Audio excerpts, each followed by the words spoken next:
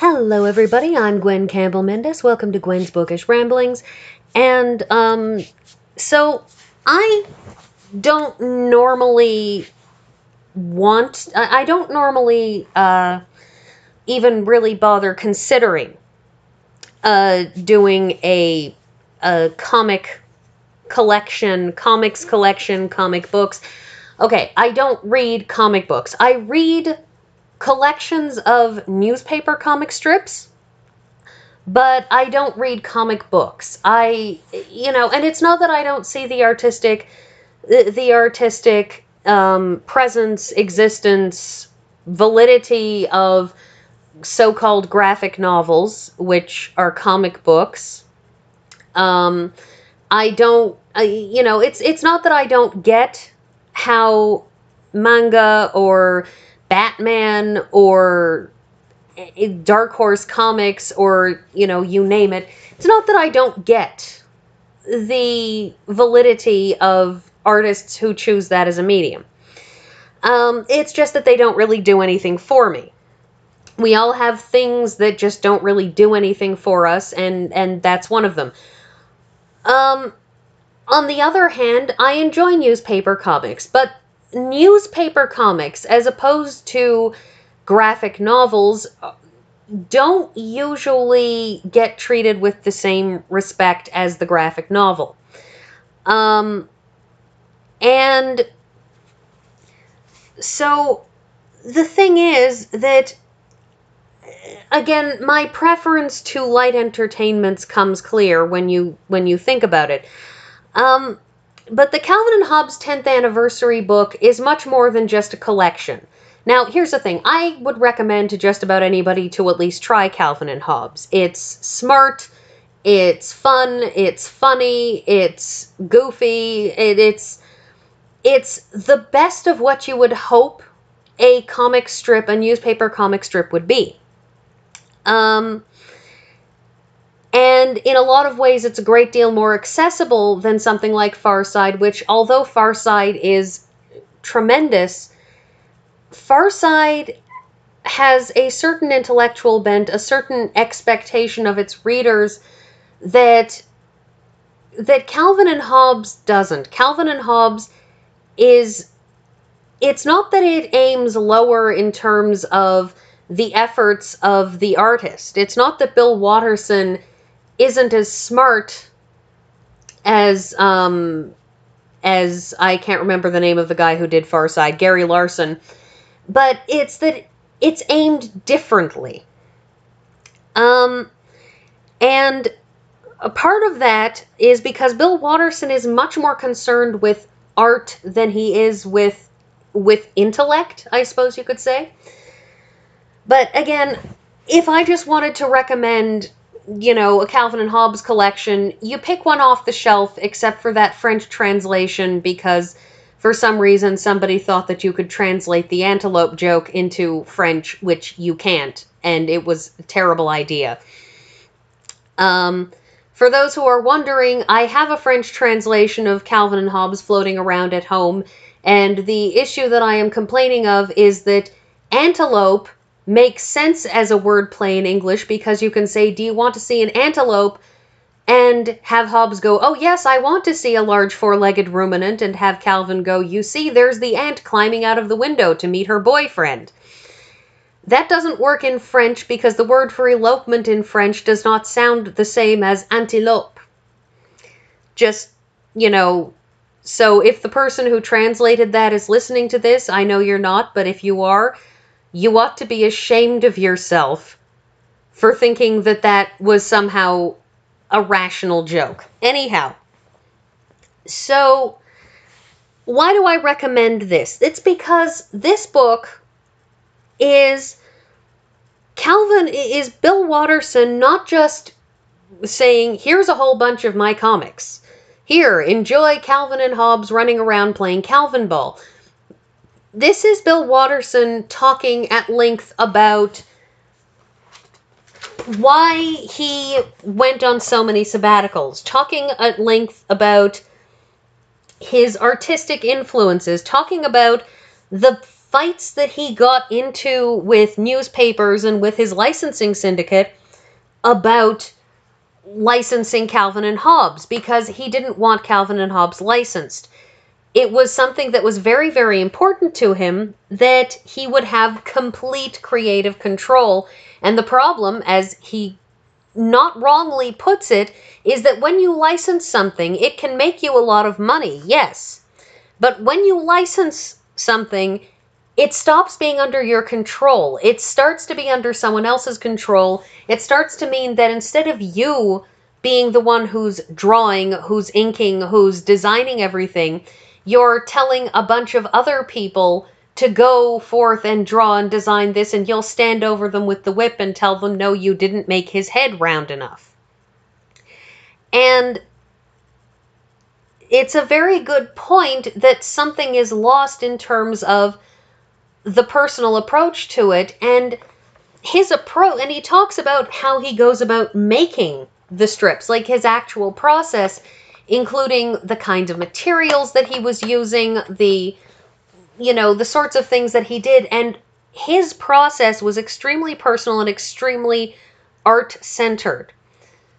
Bill Watterson is an artist. He's not a comedian. He's not a comic book, author. He's somebody who is very, very interested and very focused on the art of the comic. That's why his biggest influences are things like Crazy Cat and Peanuts, because those are comics that go beyond merely being the Sunday funnies. So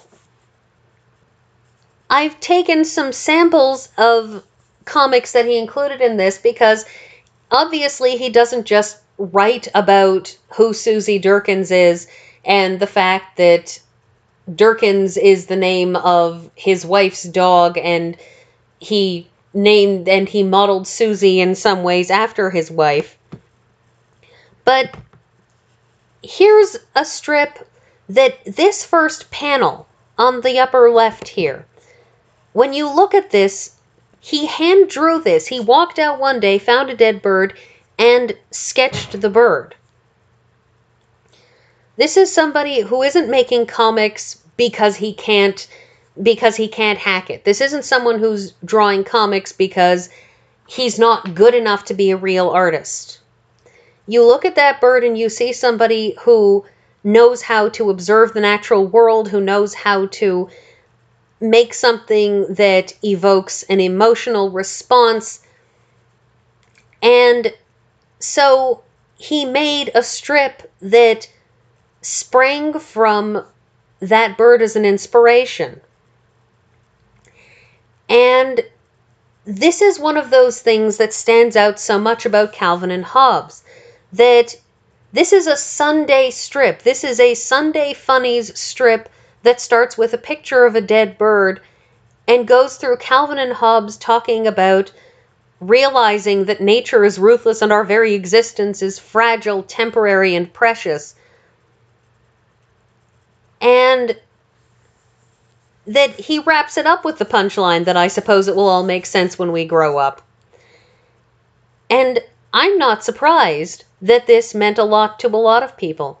But he uses his drawing skills in other ways. He uses it to evoke the imagination of a child. We all remember being 6 years old and being fascinated with dinosaurs or aliens or unicorns if you were unbearably girly or something. And you look at this and you look at how he's created these pictures that, look at this. This is a T-Rex. This evokes the thought of a T-Rex. Yes, it's not feathered. It's from before everybody knew that T-Rexes, that Eutyrannus had feathers, before we knew so many of the smaller theropods had feathers. Live with the fact that history exists if somebody is going to be angry that they don't have feathers. But look at this. This is real and evocative, and it captures the imagination of a child, and it also captures that moment when you're 6 years old, Or even that moment when you're much older than 6 years old and you do something and everybody turns to stare at you because you were so caught up in something in your own head that you missed everything else. And that sigh as you're dragged back to reality and realize you are not in fact a Tyrannosaurus Rex, which would probably be way more awesome than being stuck in grade 1. He captures, and the top one is fine. I mean, it's very Calvin and Hobbes. It's very Calvin, too, that he has his regular shtick with Susie, which appears in strip after strip after strip, where he grosses her out by telling her about his disgusting lunch. And he manages to hit the punchline, look at this, I have a thermos full of phlegm, because that's Calvin. But I'm more interested in this lower panel, which, look at this, this is pen and ink. This is just as evocative as anything else. I mean, yes, of course, the words in the panel make this clear that this is a form of, oh my God, it's Monday, why does Monday suck so much? You know, I go to school, but I never learn what I want to know. We've all been there. He's great at capturing that we've all been there, but he's also great at capturing that thing where you're 6 years old and you think, I don't want to get up. I don't care that it's a weekday. It's raining and it's cold and it's wet and it's miserable, and why should I go? And when you're 6, you don't even have the intellectual understanding, whereas when you're an adult, you at least understand intellectually why you have to go. I love this lower one. I was too lazy to do more cutting than just single pages. Look at this lower one. This lower one is so... It was very me as a kid. It was something that spoke to me. What you doing? Looking for frogs? How come? I must obey the inscrutable exhortations of my soul. Ah, but of course, my mandate also includes weird bugs.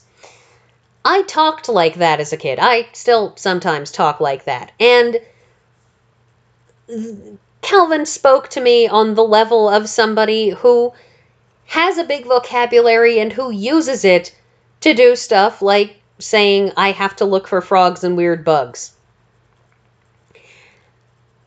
And so there's a large part of Calvin that I think smart kids, people who were very smart kids, will see in themselves. Will see themselves in Calvin. But it's also just funny and fun and silly and goofy. And the other thing, I return to that statement about Bill Watterson being an artist because you look at this is just the back cover of the book. And this speaks to Bill Watterson because all of his collections, most of the collections that he released, a large number of them, he added in extras. He put in extra strips that and comics that hadn't appeared in the newspaper, something that would mean that purchasing it was, worth more than, well, I saved every copy of the newspaper, so why would I need to buy it? He put in extras. But you look at this, he didn't have to have this back cover drawing. But more than that, look at this back cover drawing. This is very watercolored. These are washed out colors, the kinds of things that you would put into a watercolor painting. It's this wonderful backwoods little scene, and in the middle of it, you have Calvin and Hobbes who, I mean, yes, of course, the trees are cartoony and the way it's set up is cartoony, but Calvin and Hobbes emphasize, their cartooniness is emphasized by their contrast with the surroundings, and that kind of thought, that kind of focus is what gives Calvin and Hobbes such a strength as comics. So I recommend this book because it does more than just show you the comics. It shows you all behind the scenes, and it's important behind the scenes. And I hope to see you all next week.